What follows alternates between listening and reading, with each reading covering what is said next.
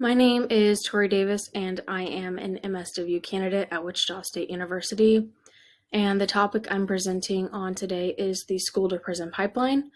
And the title of my presentation is School Slides to Prison Shackles. Zero tolerance policies, according to the School Discipline Support Initiative, are fixed consequences for specific behaviors done in school that usually result in suspension or expulsion, regardless of the reason for the behavior. The U.S. Department of Education reports that at least 75% of all schools have zero tolerance policies. The Gun-Free Schools Act of 1994 was created as a result of the tragedy that happened at Columbine. The act automatically expelled any student who brought a firearm to school. This is an example of a zero tolerance policy in schools that was meant to protect students, but it didn't do what it was intended to do.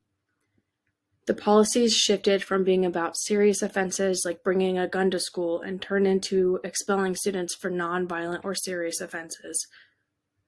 Zero tolerance policies are virtually ineffective, and they're targeting students of color.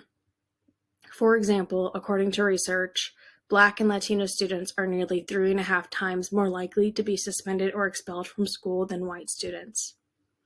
A study conducted in California showed a positive link between suspension rates and lower academic achievement and a higher likelihood of students dropping out, and this primarily affected lower income and minority students, and the trend was similar across the United States.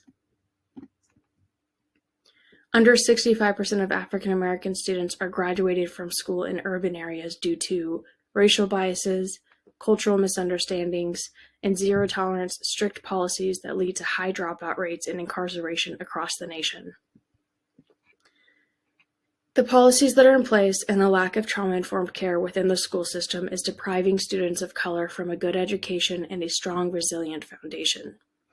This is only increasing the likelihood of Black youth entering the juvenile justice system. The reality is that we have more police officers in our children's schools than we do social workers, nurses, or counselors. Law enforcement officers are in schools 2 to 3 times more than school social workers, and this is leading to Black students being 3 times more likely to be arrested in school than white students. We do not need police officers patrolling the halls and responding to crisis situations. We need trained mental health professionals who have a background in trauma-informed care. The schools are stuck on strict, outdated discipline tactics that do not encourage growth, nor does the school look at the whole person and ask what happened or why the behavior was there to begin with.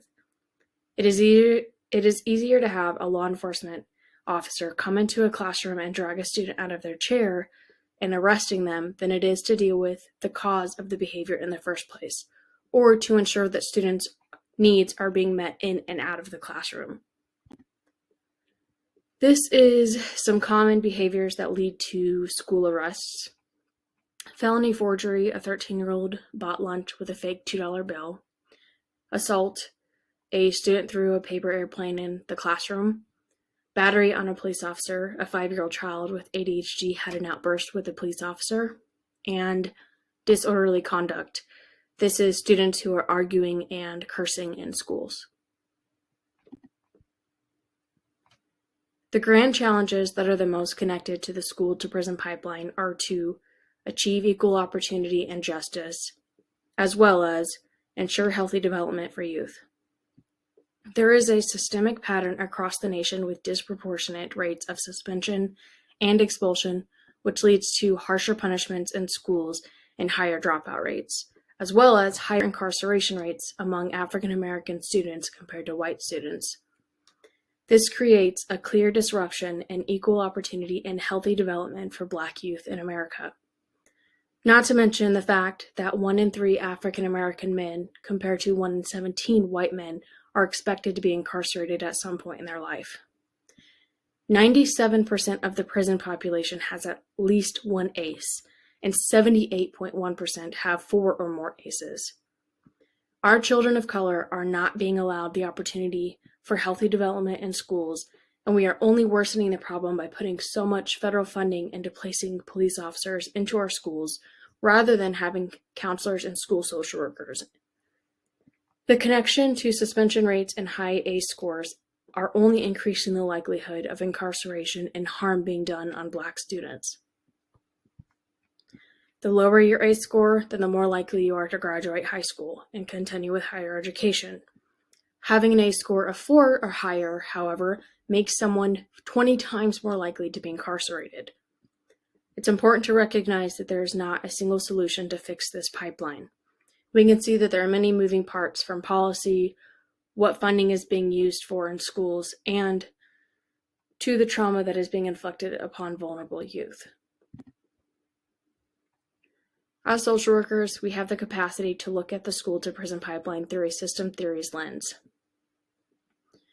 We should be using a trauma-informed approach to examine the system surrounding a child and see how it is affecting their behavior. It is important to look at the micro, meso, exo, and macro system of a child's life to determine the reason for the behavior in the school system. For example, if a student comes to class late and they don't have school supplies and they're falling asleep at their desk, it would be easy for the teacher to get angry and react to the behavior by kicking them out of the classroom. But if the teacher examines the reason for the behavior, then they would learn that the student's parents can't afford school supplies and the student isn't sleeping at night because their parents are fighting and they have to wake up early to get their siblings to school on time. There is always a reason for external behavior. Social workers can use the systems theory as a way to look at the pipeline in a systemic way that takes a look at each level and begins to address the needs of the individual and society as a whole, rather than failing to recognize that the behavior is connected to something greater. A great step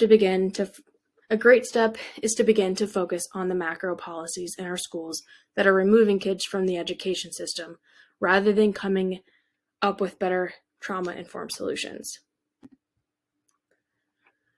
The advanced generalist social worker has the knowledge to promote social justice through working with individuals, groups and families, and surrounding communities. The way that an advanced generalist can do this is by using learned skills to conduct thorough assessments of the school system in a micro, meso, and macro way, and then develop or research the best interventions needed to address the problems of the school-to-prison pipeline, as well as making sure to implement them. Lastly, the social worker has the capacity to evaluate the positive and negative effects of the intervention and continue the process all over again if the outcomes aren't making enough of a difference. Restorative justice is an excellent intervention to addressing negative behaviors in schools. It focuses on victims, restoring the harm that was done, and building empathy instead of suspension or expulsion that disrupts youth learning and increases the risk of dropout and incarceration rates. Social workers can utilize their knowledge and skills to introduce schools and communities to this intervention to replace the harmful and traumatizing policies in schools right now. The social worker can also empower students and schools to create programs within school systems, such as youth courts, family group conferencing, healing circles, or other restorative justice practices to solve issues within schools. The advanced generalist social worker is also equipped with the tools necessary to fight for and advocate for social justice in schools by addressing the alarming research and outcomes of ignoring the pipeline for so long. The core competency to advance human rights and social, economic, and environmental justice speaks clearly to the pipeline injustices because minorities are unfairly and disproportionately incarcerated after being targeted in schools, which this ultimately caused more students of color to drop out of high school and be more likely to get into criminal trouble. Social workers are equipped to address issues of human rights and fight for justice within the school system. Social justice is foundational in the social work field and is clearly outlined in our Code of Ethics. Students have the right to equal opportunity regardless of their race or ethnicity. The pipeline shows students of color are not being treated fairly, and this is directly affecting their education and freedom. The burden falls on us as professionals in the field and future professionals to dismantle these systems that are hurting some of our most oppressed and vulnerable youth today. I have just scratched the surface of the school-to-prison pipeline, and you can see that there is a great amount of work to be done. As school social workers, We have the knowledge and skills to begin to address this very broken system, and we are ethically obligated to not ignore it. There's not a simple solution to this vastly large problem, but I urge you to start with restorative justice practices. Do your own research on the practices and assess how our schools and our own neighborhoods are handling behaviors in school. Be aware of the policies that are being implemented at the state and federal level, as well as our own districts. And never give up advocating for children who deserve more than what we are currently giving them. Here are my references, and I wanted to say thank you for everybody listening in, and we will move on into our questions or comments.